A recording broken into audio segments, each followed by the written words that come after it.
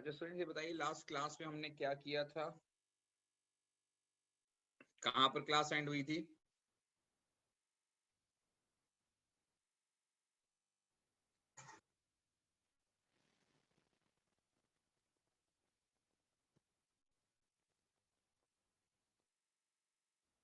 जी बेटा, अगर कोई मुझे बता सके कि लास्ट क्लास में क्या किया था हमने।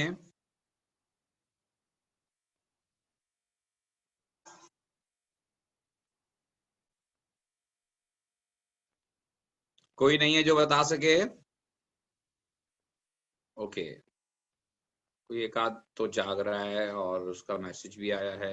P5 किया था, ठीक है। जैनब ये बताइए P5 के अलावा हमने जो है वो थ्योरी में जो है वो कहाँ तक फिनिश किया था? बिल्कुल ठीक है, P5 किया था, ये बात पता चल गई। अब ये बताएं मुझे कि थ्योरी में हमने जो है phenyl acyl ester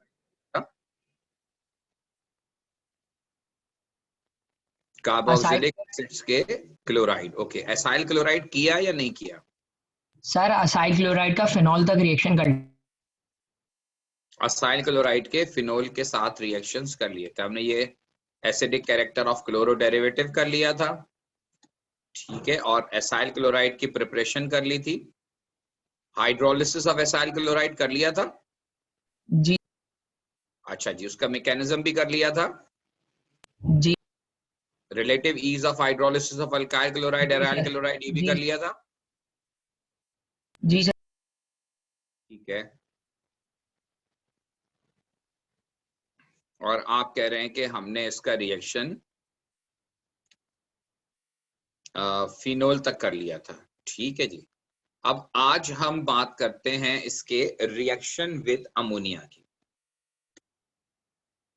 acyl chloride reacts with ammonia eight room temperature again, और ये उसी तरह से रिएक्ट करता है जैसे रूम टेम्परेचर पर ये फिनोल के साथ रिएक्ट करता है, या ये अल्कोहल के साथ रिएक्ट करता है, या ये वाटर के साथ रिएक्ट करता है। और जो रिएक्शन का तरीका है वो भी बिल्कुल कॉमन है। यहां से अगर आप देखें तो एसाइल क्लोराइड का Cl और अमोनिया का हाइड्रोजन ये मिलकर HCl प्रोड्यूस करते हैं। और इस रिएक्शन में जो यहाँ NH2 नेगेटिव बचता है, वो NH2 नेगेटिव में जो नाइट्रोजन है वो कार्बन पॉजिटिव के साथ कनेक्ट हो जाता है, और ये कार्बन O नाइट्रोजन का बॉन्ड बनता है, C double bond ON bond बनता है। और ये C double bond ON bond जो है, this is known to be amide linkage. ये अमाइड लिंकेज प्रोड्यूस होता है। इस रिएक्शन में अमाइड लिंकेज प्रोड्यूस होता है। जी, मिड का सिलेबस आपसे शेयर कर देंगे। मिड का सिलेबस जो है वो ये कार्बोक्सिलिक एसिड के डेरिवेटिव्स तक होगा। ये जो हम आज कंप्लीट कर लेंगे यहाँ तक का सिलेबस होगा, बाकी इसमें सारे चैप्टर्स इंक्लूड होंगे। अच्छा जी, तो अब जो है वो अमाइड जो होते हैं, अब इसकी आप देखिए एक एग्जांपल। ये CH3 CH2 COCl 3 कार्बन का अमाइड असाइल क्लोराइड, इसका नाम होगा प्रोपेनॉइल क्लोराइड। और प्रोपेनॉइल क्लोराइड को हमने अमोनिया से रिएक्ट करवाया, और इसे अमोनिया से रिएक्ट करवा के ये प्रोडक्ट बन गया प्रोपेनामाइड। इसका नाम प्रोपेनामाइड है। और ये लिखने का तरीका जो है इसको ये भी है कि CONH2 आप लिखते हैं। तो CON ये एक्चुअली ये जो CON बॉन्ड है ये अमाइड होता है। जैसे COO बॉन्ड जो है वो एस्टर लिंकेज होता है, इसी तरह से CON बॉन्ड जो है ये amide linkage. C double bond ON ये वाला बॉन्ड जो है ये अमाइड लिंकेज कहलाता है। हाँ, इस N के साथ 2 हाइड्रोजन भी हो सकते हैं, 1 हाइड्रोजन भी हो सकता है, और कोई हाइड्रोजन भी नहीं हो सकता। It depends. जरूरी नहीं है कि 2 हाइड्रोजन होंगे तभी ये अमाइड होगा। अमाइड का मतलब है कि C डबल बॉन्ड O के साथ N होना चाहिए। इसे अमाइड लिंकेज कहते हैं, C डबल बॉन्ड ON को। तो ये कंपाउंड जो है दिस इज प्रोपेनामाइड। अब जैसे आप देखिए एक यहाँ पर कन्वर्जन मैंने शो किया है। कि बेंजोइक एसिड रिएक्ट कर रहा है PCl5 के साथ। तो कार्बोक्सिलिक एसिड जब भी PCl5 से रिएक्ट करता है एट रूम टेम्परेचर, तो carboxylic acid turns to acyl chloride. ये कंपाउंड जो है बेंजोइक एसिड था यहां पर, और ये बेंजोइक एसिड से बनता है बेंजोइल क्लोराइड। और जब बेंजोइल क्लोराइड को हम अमोनिया से रिएक्ट करवाते हैं तो यहां से Cl निकलता है, अमोनिया का H निकलता है, और इस जगह पर NH2 आकर अटैच हो जाता है। इस प्रोडक्ट का नाम बेंजामाइड। अगेन आप देखें C double bond O N linkage, ये अमाइड लिंकेज। तो एसाइल क्लोराइड को आप जब भी रिएक्ट करवाते हैं अमोनिया के साथ, या एक और चीज हो सकती है, वो मैंने रिएक्शन लिखा है, रिएक्शन विद अमाइंस। अच्छा, ये अमाइंस क्या होते हैं? अब अमाइंस जो होते हैं ये आपने एएस में पढ़ा हुआ है कि amines are alkyl derivative of ammonia.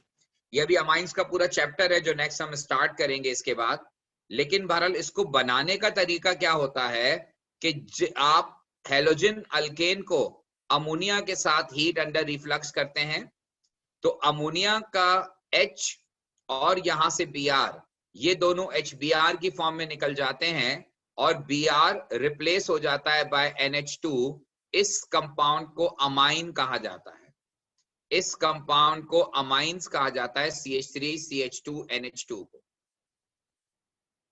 अब जब आप अमाइंस को रिएक्ट करवाते हैं विद एसाइल क्लोराइड, तो यहां पर भी वैसे ही रिएक्शन होता है जो रिएक्शन मैंने आपको पिछली एग्जांपल में अमोनिया के साथ बताया था। देखिए, अब हम कंपाउंड जो ले रहे हैं वो 2 कार्बन का अमाइन है, इसका नाम इथाइल अमाइन या अमाइनो इथेन कहलाता है ये। और इस इथाइल अमाइन या अमाइनो इथेन में ये क्लोरो ग्रुप जो एसाइल क्लोराइड का है और अमाइनो का हाइड्रोजन, ये मिलकर HCl बना देंगे, और ये वाला पूरा ग्रुप जाकर कनेक्ट हो जाएगा, ये वाला पूरा ग्रुप जो है वो जाकर कनेक्ट हो जाएगा CO के साथ। तो CO के साथ जो है वो N कनेक्ट हो जाएगा और ये प्रोडक्ट बन जाएगा अमाइड। और इस प्रोडक्ट में आप देख रहे हैं कि अब यहाँ NH2 की जगह कार्बन चेन मौजूद है, 2 कार्बन की, इसलिए इस कंपाउंड का नाम है इथाइल प्रोपेनामाइड। इस कंपाउंड को हम इथाइल प्रोपेनामाइड कहते हैं।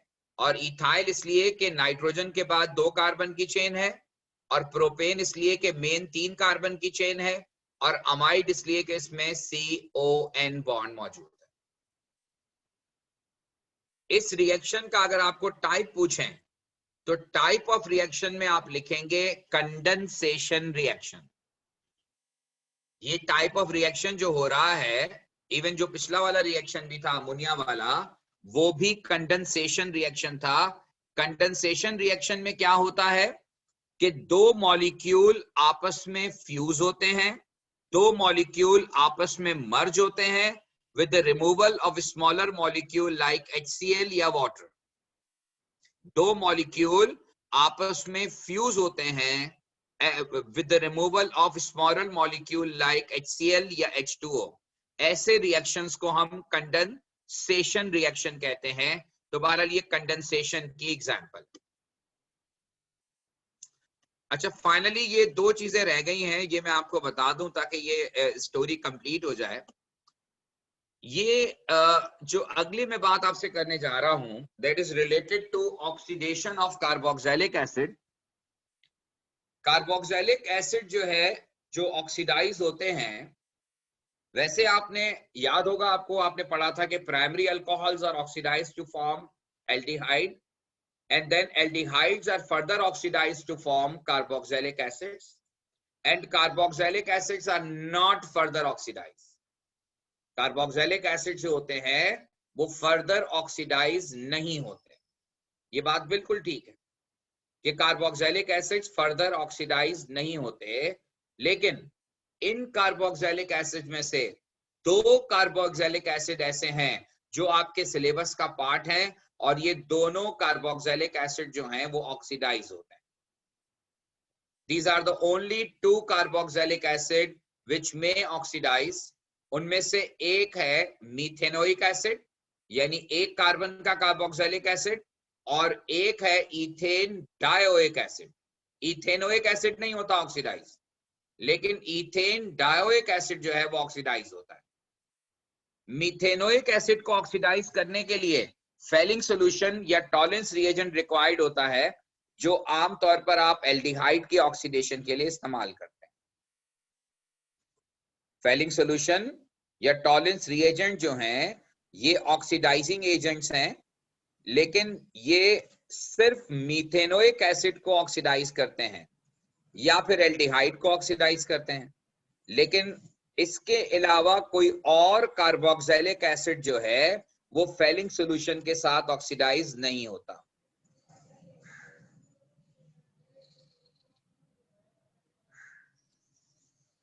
असल में मीथेनोइक एसिड जो है वो एक बहुत छोटा कार्बोक्सिलिक एसिड है, और अगर आप मीथेनोइक एसिड के मॉलिक्यूल को देखें तो इसमें एक तरफ एक्चुअली एल्डिहाइडिक ग्रुप ही होता है।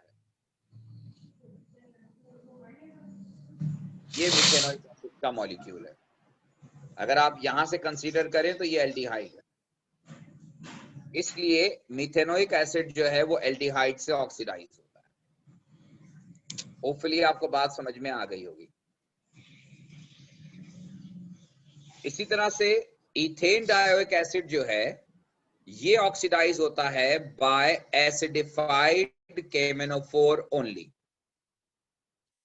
एसिडिफाइड KMnO4 के साथ भी इसे हीट करना पड़ता है, बगैर हीट किए ये जो है ऑक्सीडाइज नहीं होता।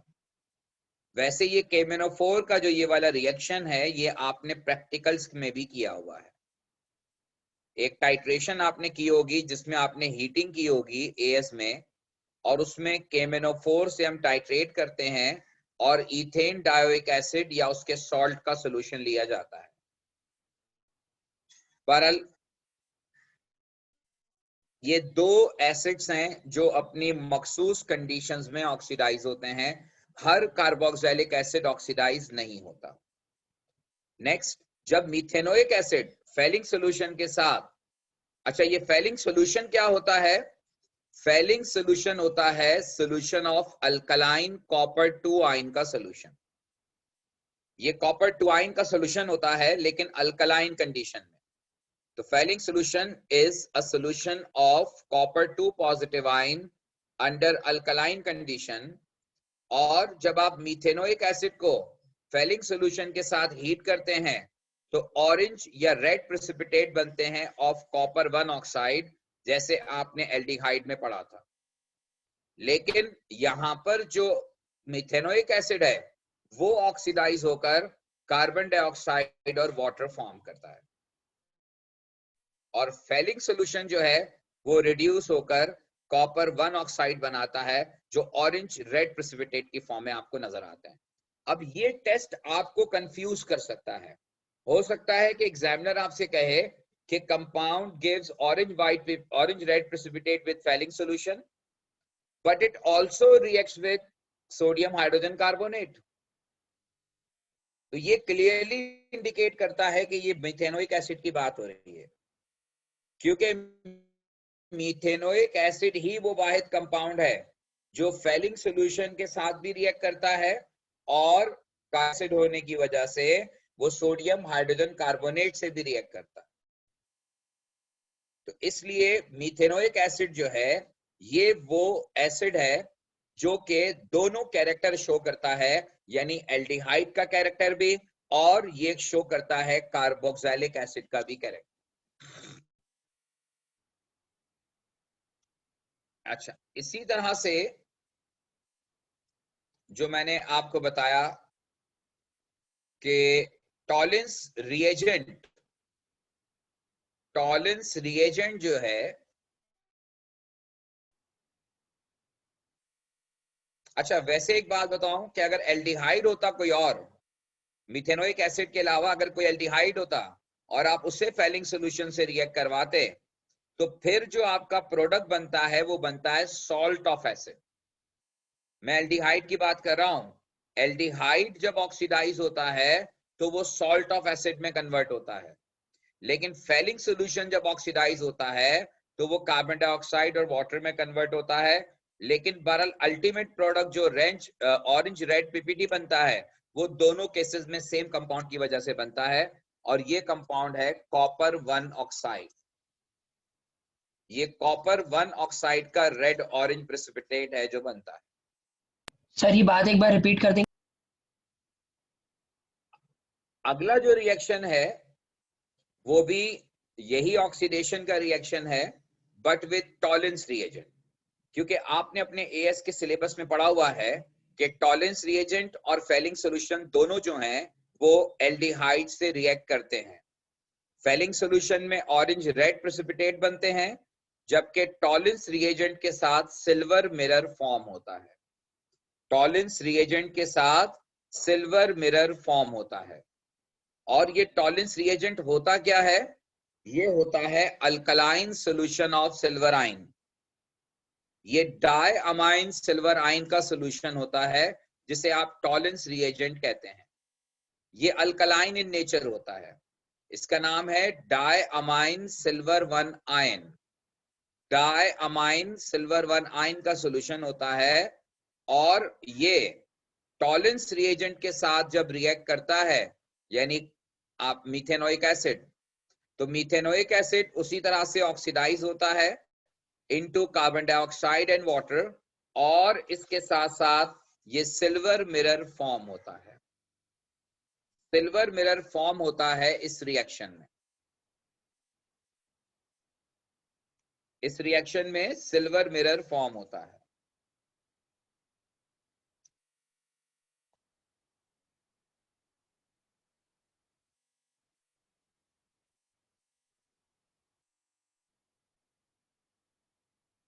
और सिल्वर मिरर के साथ साथ अगर आप यहां पर एल्डिहाइड इस्तेमाल करेंगे टॉलेंस रिएजेंट के साथ, तो जैसे ऊपर हुआ था सॉल्ट ऑफ एसिड, तो यहां भी सॉल्ट ऑफ एसिड बनता है विद सिल्वर मिरर। ये मैं एल्डिहाइड का रिएक्शन रिकॉल करवा रहा हूं जी, आपने एएस में पढ़ा हुआ है कि aldehydes are oxidised to form salt of carboxylic acid along with silver in case of Tollens reagent. और ये सिल्वर जो है ये टेस्ट ट्यूब की वॉल पे डिपॉजिट हो जाता है, और ये इस तरह लगता है जैसे एक मिरर बन गया। तो इस जो है वो सिल्वर डिपॉजिट हो जाता है वॉल ऑफ टेस्ट ट्यूब पर। वरल जी ये एसाइल क्लोराइड की कंप्लीट कहानी है, देख लीजिए इसमें अगर आपका कोई कंफ्यूजन है।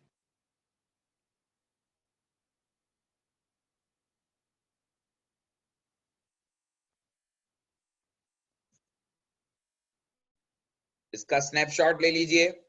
इससे पहले मैंने जितने भी जो भी हमने डिस्कशन किया है सबके साइकिल्स बनवाए हैं, और मैं फिर आपसे ये एक्सपेक्ट करता हूं कि आप जो है वो इन साइकिल्स का जो है वो, जैसे मैंने कहा था कि आप जो है वो इनके सिंपली जो है वो किसी भी फॉर्म में जिस तरह से भी ये आपको कन्वीनियंट हो, बस इनको देखते रहना है जब जब आपको टाइम मिले। ये रिएक्शंस खुद ब खुद, ये कन्वर्जन्स आपको याद होते जाएंगे। इसके लिए कोई आपको एक्स्ट्रा एफर्ट करने की जरूरत नहीं होगी।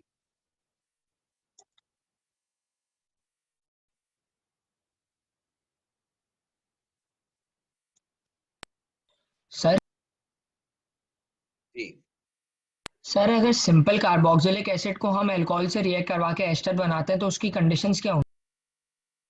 सल्फ्यूरिक एसिड और वार्म या रिफ्लक्स। ठीक।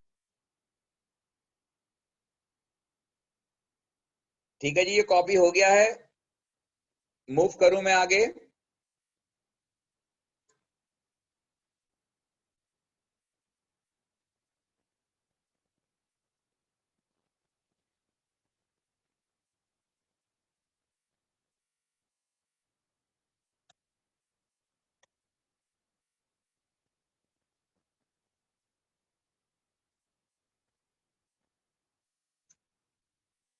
ओके बेटा, अब हम मूव कर रहे हैं, ये हमारा कार्बोक्सिलिक एसिड के डेरिवेटिव्स वाला पार्ट कंप्लीट हो गया।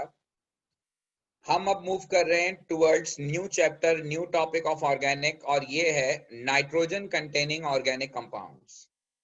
अगर आप अपने सिलेबस में देखेंगे तो आपको हेडिंग मिलेगी नाइट्रोजन कंपाउंड्स ऑर्गेनिक वाले पोर्शन में, और उसका जो पहला सब टॉपिक है वो है प्राइमरी अमाइंस।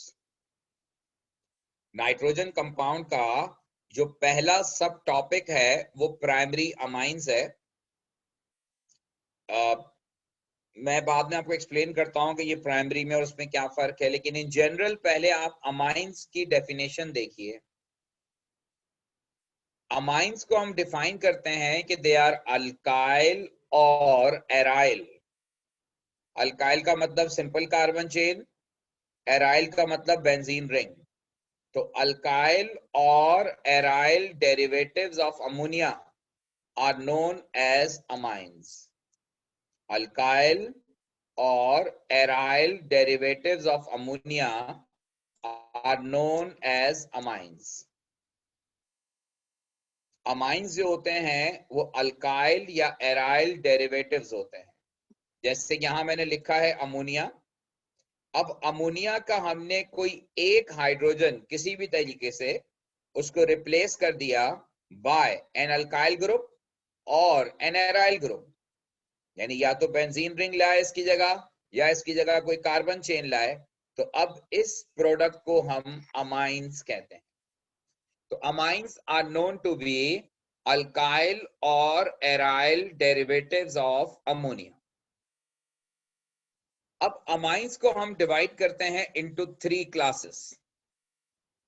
हमारे सिलेबस में जो अब बात की जाती है वो सिर्फ प्राइमरी अमाइंस की बात की जाती है, लेकिन वैसे आपको एग्जामिनर सेकेंडरी या टर्शरी पे भी कोई बात कर सकता है, रिएक्शन करवा सकता है। इसलिए आपको मैं तीनों का इंट्रोडक्शन दे रहा हूं बेसिक, ताकि आपको डिफरेंस पता हो। पहले प्राइमरी अमाइन, जो कि हमारे सब सिलेबस का डायरेक्ट पार्ट है। प्राइमरी अमाइन हम उस अमाइन को कहते हैं in which nitrogen is directly connected to a single carbon chain. Nitrogen यानी ये अमोनिया का डेरिवेटिव होता है, और इसमें अमोनिया का एक हाइड्रोजन, कोई एक हाइड्रोजन अमोनिया का रिप्लेस होता है बाय कार्बन चेन। कोई एक अमोनिया का हाइड्रोजन रिप्लेस होता है by carbon chain, by alkyl group. और ये जो है इसकी एग्जांपल है CH3 CH2 NH2। तो one of the hydrogen from ammonia is replaced by carbon chain. इस प्रोडक्ट का नाम है इथाइल अमाइन, या इसे अमाइनो इथेन कहा जाता है। इसी तरह से आप देखिए ये वाली एग्जांपल। अब इस एग्जांपल में आपको क्या नजर आ रहा है कि जिस जगह पर जो है हाइड्रोजन हमने रिप्लेस किया है वो बेंजीन से किया है। ये एराइल अमाइन की एग्जांपल है, लेकिन ये भी प्राइमरी अमाइंस हैं, क्योंकि nitrogen is directly connected to a single carbon chain. यहां पर भी नाइट्रोजन जो है वो डायरेक्टली कनेक्टेड है सिंगल कार्बन चेन के साथ, और इस कंपाउंड को हम कहते हैं फिनाइल अमाइन, या इसका दूसरा नाम जो है वो है अमाइनो बेंजीन। फिनाइल अमाइन या अमाइनो बेंजीन। फिनाइल अमाइन या अमाइनो बेंजीन इसका नाम। बहरहाल प्राइमरी अमाइन में इन शॉर्ट NH2 होता है, कार्बन चेन के साथ NH2 ग्रुप होता है। ये प्राइमरी अमाइन की पहचान। इसके मुकाबले में जो सेकेंडरी अमाइंस होते हैं, सेकेंडरी अमाइंस जो होते हैं उनमें नाइट्रोजन जो है वो डायरेक्टली कनेक्टेड होता है with the 2 carbon chain. nitrogen is directly connected to a 2 carbon chains. अब ये दोनों कार्बन चेन्स जो हैं, इसकी वजह से आप देखें यहां NH बचा, ये सेकेंडरी अमाइन है। सेकेंडरी अमाइंस में क्या होता है कि nitrogen is directly connected to 2 carbon chains. Nitrogen is directly connected to 2 carbon chains, और ये एक एग्जांपल है सेकेंडरी अमाइन की कि नाइट्रोजन के राइट और लेफ्ट दोनों तरफ आप देखें कार्बन चेन है। राइट पर 2 कार्बन की चेन है, लेफ्ट पर 1 कार्बन की चेन है। बहरहाल nitrogen is surrounded by 2 carbon chains. तो ये एग्जाम्पल है, example of secondary amines. Finally tertiary amines का जहां तक ताल्लुक है, तो टर्शरी अमाइंस में नाइट्रोजन जो है is surrounded by 3 carbon chains. Nitrogen is surrounded by 3 carbon chains, और नाइट्रोजन 3 कार्बन चेन से सराउंडेड है। एक तरफ आप देखें 1 कार्बन की चेन, एक तरफ 2 कार्बन की चेन, और एक तरफ बेंजीन रिंग। तो nitrogen is surrounded by 3 carbon chains, इसे हम टर्शरी अमाइंस कहते हैं। तो ये प्राइमरी, सेकेंडरी और टर्शरी का फर्क है। लेकिन जैसे मैंने आपको कहा कि हमारा सिलेबस जो है वो मेनली फोकस जो करता है वो प्राइमरी अमाइंस पे फोकस करता है। तो अब हम नेक्स्ट मूव कर रहे हैं प्रिपरेशन ऑफ प्राइमरी अमाइंस की तरफ। और प्राइमरी अमाइंस की प्रिपरेशन अभी थोड़ी देर पहले भी मैंने आपको बताई, और ये एएस का रिवीजन है। प्राइमरी अमाइंस की प्रिपरेशन A2 सिलेबस का भी पार्ट है, लेकिन ऑलरेडी आप ये अपने एएस के सिलेबस में कर चुके हैं। ये न्यूक्लियोफिलिक सब्स्टिट्यूशन रिएक्शन है ऑफ हैलोजन अल्केन। आप देखें कि हमने हैलोजन अल्केन लिया है, 2 कार्बन का अल्काइल हैलाइड ब्रोमो इथेन, और इसे हमने अमोनिया के साथ रिएक्ट करवाया, इथेनॉलिक कंडीशन में रिफ्लक्स किया। यहां पर इथेनॉल जो है वो इस्तेमाल होता है डिसॉल्व करने के लिए, टू डिसॉल्व ऑर्गेनिक कंपाउंड। ये इस्तेमाल किया जाता है टू डिसॉल्व ऑर्गेनिक कंपाउंड। तो इथेनॉलिक कंडीशन जो है ये डिसॉल्व करने के लिए इस्तेमाल होती है। और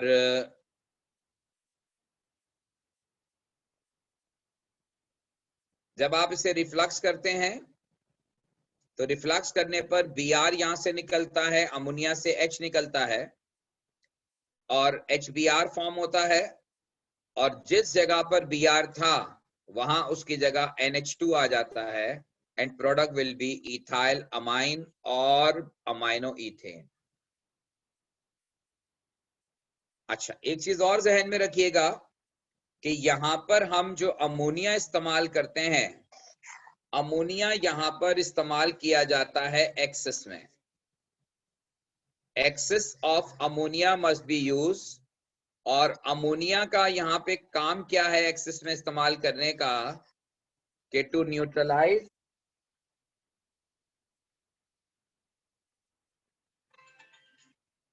हेलो वालेकुम अस्सलाम।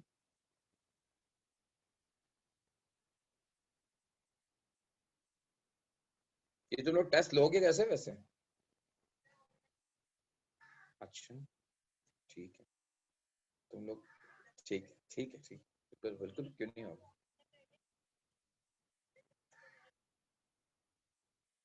अच्छा, मैं अभी मैं क्लास कंप्लीट करके दे रही हूँ। ठीक, ओके।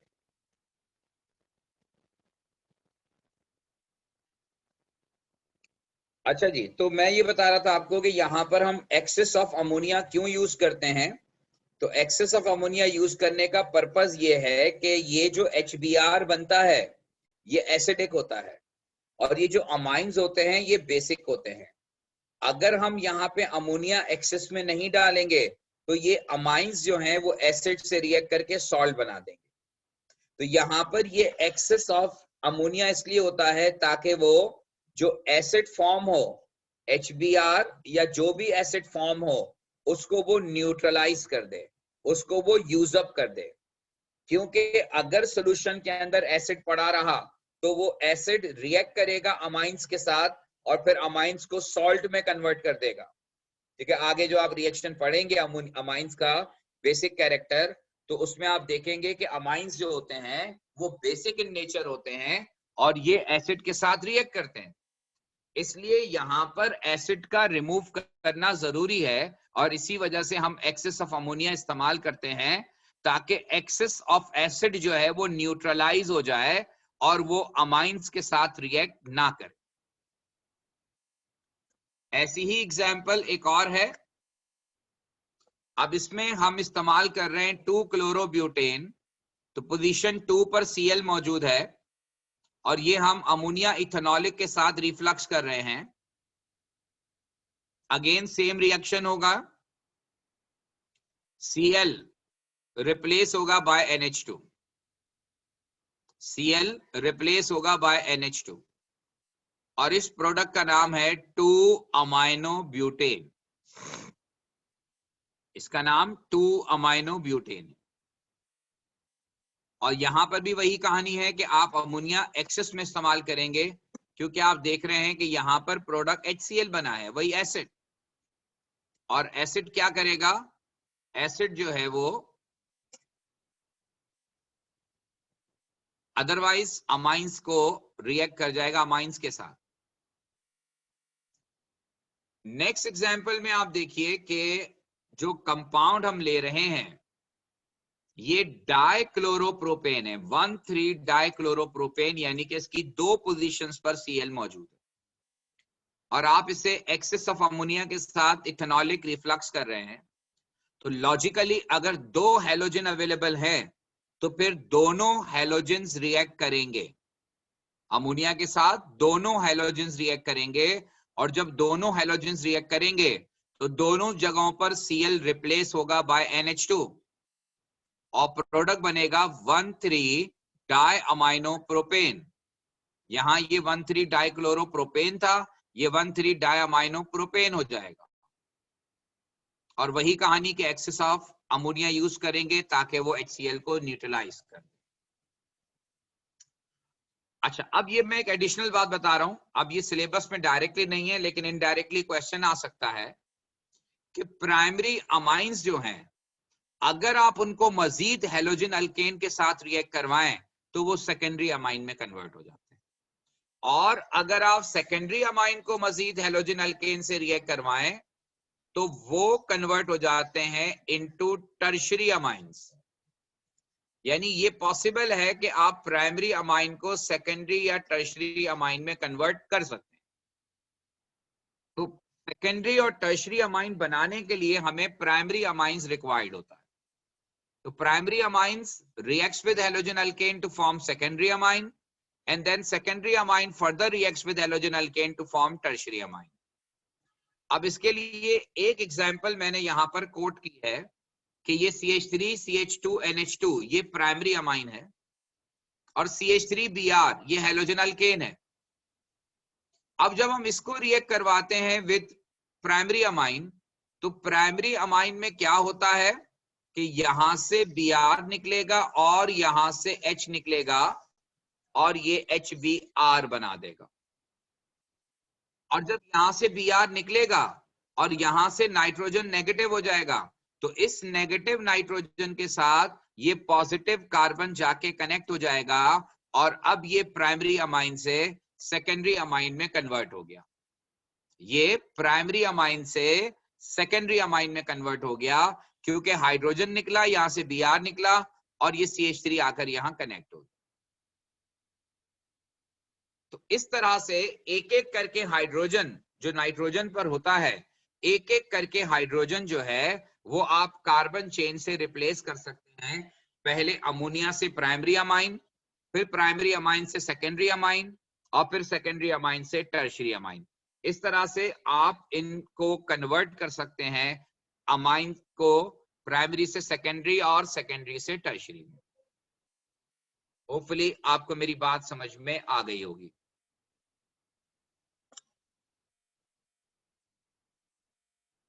अच्छा जी, अब जो नेक्स्ट और बड़ा मोस्ट इंपॉर्टेंट रिएक्शन है ये, इससे पहले भी हमने नाइट्राइल का इस्तेमाल किया था। अगर आप रिकॉल करें, आपके एएस के सिलेबस में भी और A2 में भी मैंने ये बात रिपीट की थी कि नाइट्राइल की जब हम हाइड्रोलिसिस करते हैं तो कार्बोक्सिलिक एसिड्स बनते हैं नाइट्राइल की हाइड्रोलिसिस से। और नाइट्राइल बनाने के लिए क्या करना होता है, ये बात भी हम पहले कर चुके हैं कि हैलोजन अल्केन को जब आप सोडियम साइनाइड या पोटेशियम साइनाइड के साथ इथेनॉलिक कंडीशन में रिफ्लक्स करते हैं तो halogen is replace by CN और ये अल्केन नाइट्राइल बनता है। ये अल्केन नाइट्राइल बनता है। और जब आप नाइट्राइल की हाइड्रोलिसिस करते हैं जो आपने एएस में की थी तो कार्बोक्सिलिक एसिड बनता है। और अब आप A2 में एक और रिएक्शन पढ़ रहे हैं नाइट्राइल का, और वो ये कि reduction of nitrile will produce primary amines.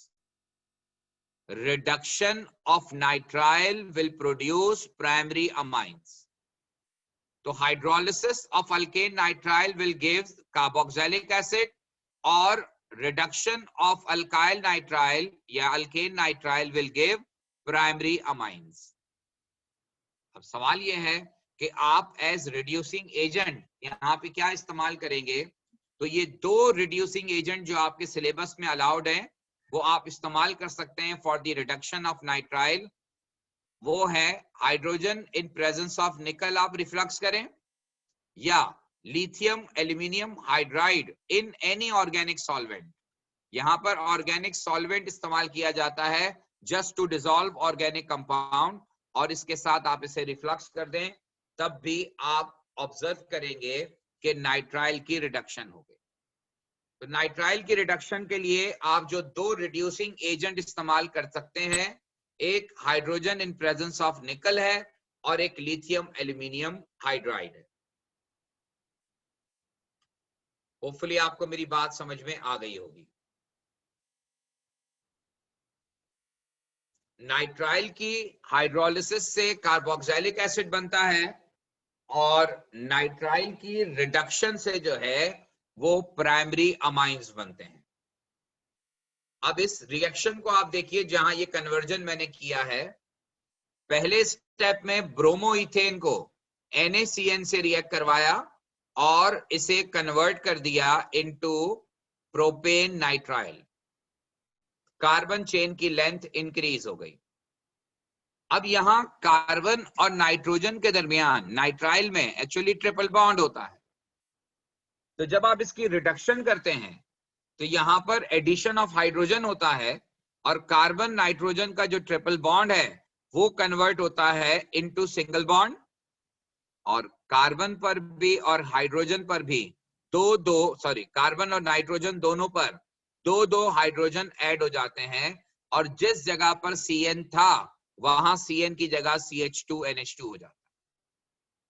जिस जगह CN था वहां CN की जगह CH2NH2 हो जाता है। यानी कार्बन चेन की लेंथ इंक्रीज हो गई। आपने 2 कार्बन से शुरू किया था, 3 कार्बन का अमाइंस प्रोड्यूस हो गया। इस कंपाउंड का नाम 1 अमाइनो प्रोपेन है। और इसी से कनेक्टेड मैंने दूसरा रिएक्शन लिख दिया है कि देखें जब आप इसे HCl के साथ रिफ्लक्स करेंगे तो कार्बोक्सिलिक एसिड मिलेगा। जब आप इसे एसिड के साथ रिफ्लक्स करेंगे तो कार्बोक्सिलिक एसिड मिलेगा।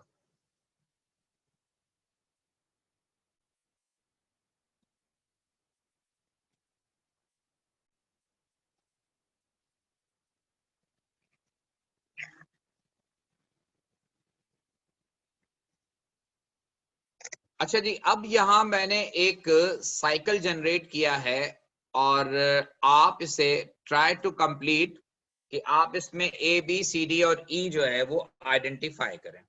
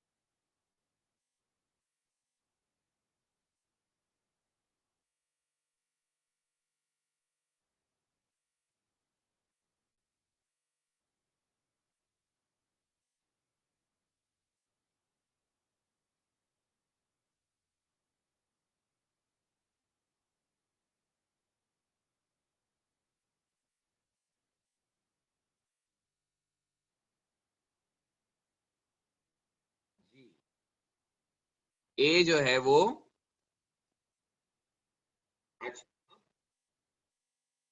कंपाउंड ए है, इसमें आपने जो रिएक्टेंट है उसको NaCN से रिएक्ट करवाया है, इथेनॉलिक के साथ रिफ्लक्स किया है, तो ये न्यूक्लियोफिलिक सब्स्टिट्यूशन रिएक्शन होगा। और न्यूक्लियोफिलिक सब्स्टिट्यूशन रिएक्शन में halogen is replaced by CN, लेकिन वो हेलोजन जो बेंजीन के साथ डायरेक्टली कनेक्टेड है, जैसे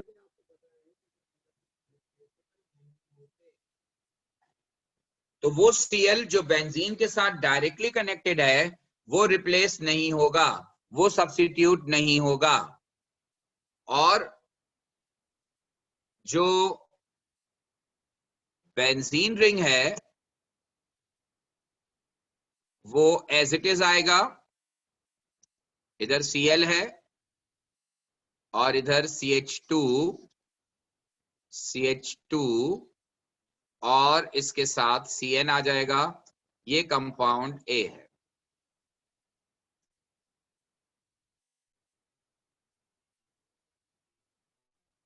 नेक्स्ट, जब आप लिथियम एल्यूमिनियम हाइड्राइड के साथ इसे रिफ्लक्स करेंगे, ना लिथियम एल्यूमिनियम हाइड्राइड जो है ये रिड्यूसिंग एजेंट है, और जब आप नाइट्राइल को रिड्यूस करते हैं तो नाइट्राइल अपॉन रिडक्शन बनाता है प्राइमरी अमाइंस। तो जिस जगह पर CN है वहां पर लिथियम एल्यूमिनियम हाइड्राइड CN को CH2NH2 में कन्वर्ट कर देगा। तो कंपाउंड बी में बेंजीन रिंग अपनी जगह रहेगा, ये Cl अपनी जगह रहेगा, दो CH2 और CH2 अपनी जगह रहेंगे, और इस एक CN की जगह CH2NH2 हो जाएगा, ये बन गया प्राइमरी अमाइन। और जब आप इसे HCl के साथ रिफ्लक्स करेंगे, अब HCl एक्वस है, HCl एक्वस का मतलब यह है कि आप इसकी एसिडिक हाइड्रोलिसिस कर रहे हैं। जब आप इस एसिडिक हाइड्रोलिसिस करेंगे तो नाइट्राइल की एसिडिक हाइड्रोलिसिस से हमें पता है कि कार्बोक्सिलिक एसिड बनता है, तो यहां पर स्ट्रक्चर एज इट इज रहेगा और दोनों कार्बन एज इट इज आएंगे, और जो टर्मिनल कार्बन है जहां CN है, CN will convert into carboxylic acid, ये हमारा कंपाउंड C हो। कंपाउंड C होगा जो कार्बोक्सिलिक एसिड होगा, और ये एसिडिक हाइड्रोलिसिस ऑफ नाइट्राइल से प्रोड्यूस होगा। नेक्स्ट, हमने कंपाउंड C को रिएक्ट करवाया है PCl5 के साथ एट रूम टेम्परेचर। ये रिएक्शन भी बहुत कॉमनली आस्क्ड क्वेश्चन है पास पेपर का, और इसमें क्या होता है कि कार्बोक्सिलिक एसिड जो है वो कन्वर्ट होता है into acyl chloride. Carboxylic acid जो है PCl5 से रिएक्ट करके एसाइल क्लोराइड में कन्वर्ट होता है, तो यहां Cl के साथ बेंजीन रिंग, CH2 और फिर CO के साथ Cl। ये है compound D which is an acyl chloride. Compound D जो है वो एसाइल क्लोराइड है, क्योंकि इसके अंदर कार्बोक्सिलिक ग्रुप जो है उसका OH PCl5 के साथ रिएक्ट करेगा, और OH जो है वो रिप्लेस हो जाएगा Cl से। OH रिप्लेस हो जाएगा Cl से, एसाइल क्लोराइड जो है वो फॉर्म हो जाएगा, और फाइनली एसाइल क्लोराइड यानी कि कंपाउंड D और अमाइंस जो कंपाउंड B है वो आपस में रिएक्ट करेंगे। अब ये रिएक्शन आपने पढ़ा हुआ है कि acyl chloride reacts with amines to form amide. Acyl chloride जो हैं वो अमाइन से रिएक्ट करके अमाइड बनाते हैं, और वो इस तरह बनाते हैं कि एसाइल क्लोराइड का Cl और अमाइंस का H ये आपस में मिलकर HCl बनाते हैं और बाकी दोनों पार्ट कंडेंस हो जाते हैं। ये कंडेंसेशन रिएक्शन की अगेन एग्जांपल है with the removal of smaller molecule. तो दो मॉलिक्यूल आपस में फ्यूज होते हैं, दो मॉलिक्यूल आपस में मर्ज होते हैं और इस मर्जिंग का जो रिजल्ट आता है वो ये प्रोडक्ट है। यहां पर देखें COCl था और यहां पर NH2 था, तो यहां से Cl निकला, यहां से H निकला इन फॉर्म ऑफ HCl और ये CO के साथ N का बॉन्ड बन गया और ये अमाइड लिंकेज जनरेट हो गया। This is an amide, CON, ये अमाइड लिंकेज जनरेट हो गया। तो ये है जनाब कंपाउंड E जो के कंपाउंड B और D के मिलने से बनेगा स्ट्रक्चर ऑफ कंपाउंड E। ठीक है बेटा, अब आप बताइए किसी किस्म का कोई कंफ्यूजन या इससे रिलेटेड कोई क्वेश्चन।